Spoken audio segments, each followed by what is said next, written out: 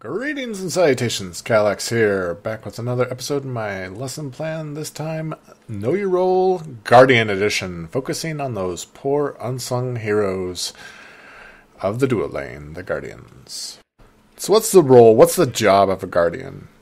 Realistically, the main goal of the Guardian is to protect the ADC in the dual lane. That's why they're almost always in the dual lane, in order to nurture and raise their ADC rights so that when they are full-grown, fully leveled ADC, they do massive damage and wreck people's faces. Now, of course, this is an oversimplification of the Guardian role, but it is one of the major jobs.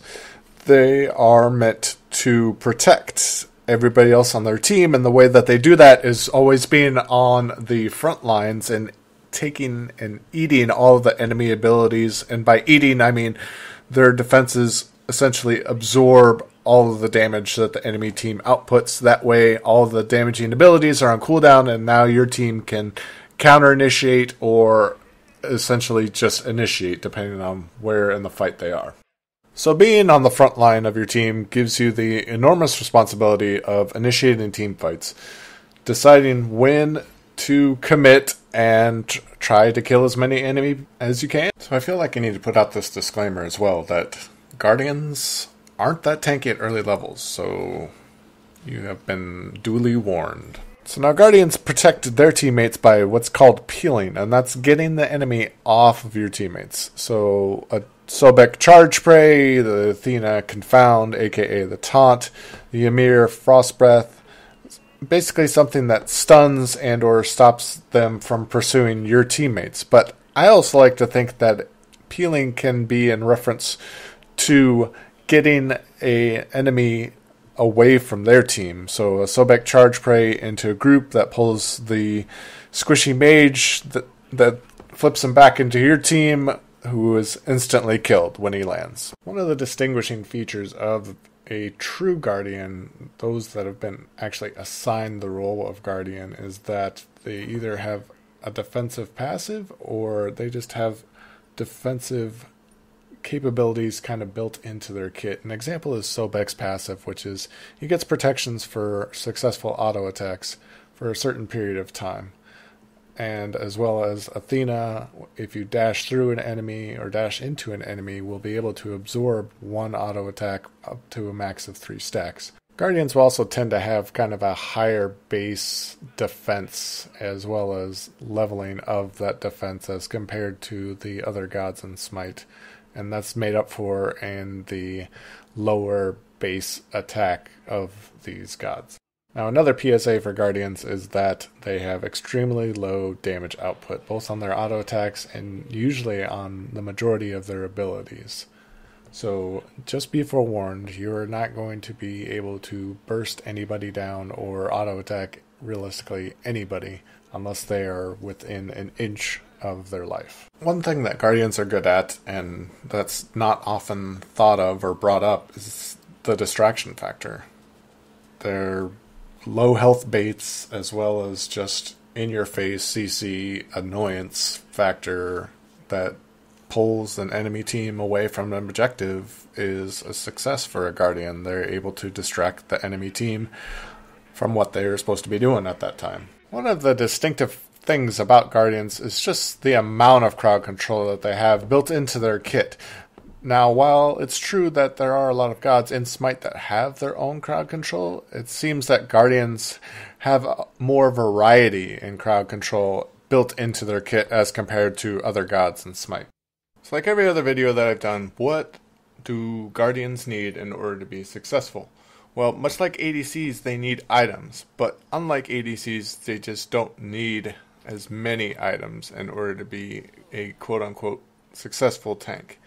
I say not as many items because generally you can get away with 2, maybe 3 defensive items and maybe even get away with 1 or 2 offensive items. Or you can do hybrid items, which give you some offense and some defense.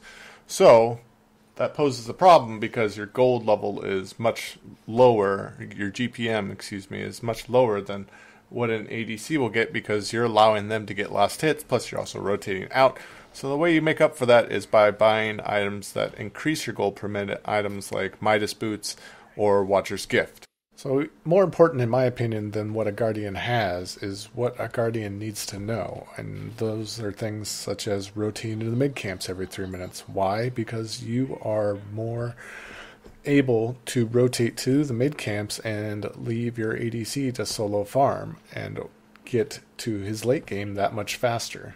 Another thing Guardians should know, as well as realistically everybody on the team should know, how and where to ward. Realistically, how is not that difficult. I mean, you just put out the icon and you click where you want the ward to go, but choosing where to place your wards is somewhat important. If you're unfamiliar with where to place wards, it's more important that you just place wards in the very beginning, but a general rule of thumb for placing wards, especially early game, is to cover the entrances to your lane. Finally, one of the most important jobs of the Guardian is to pick up Hog level 3 and secure objectives such as the Fire Giant and the Gold Fury. Now, you have to be paying attention to the health bar of these objectives and watch for when they get below 25% health, when their health bar will essentially turn yellow. And when that happens, that is when you can use your Hog, and that's when you can secure these objectives. My only recommendation is to learn the abilities and passives of the Guardians. That way you can make the most out of their abilities and passives, especially the defensive ones, and use that to your advantage. So there you go. This has just been a real brief introduction to Guardians and what makes them so distinctive and what their role is in the current game. Now, there's a link in the description below to Bible Studies Guardian guide, which is more in depth. It's about 20 minutes long. So if you want to know more, I suggest you go watch that as well. So please don't be shy about throwing a like on the video if you found it useful or helpful in any way, shape, or form. Throw a comment below on the video if you have some constructive criticism or something I overlooked, or you just want to tell me that it helped you out a lot. That always motivates me.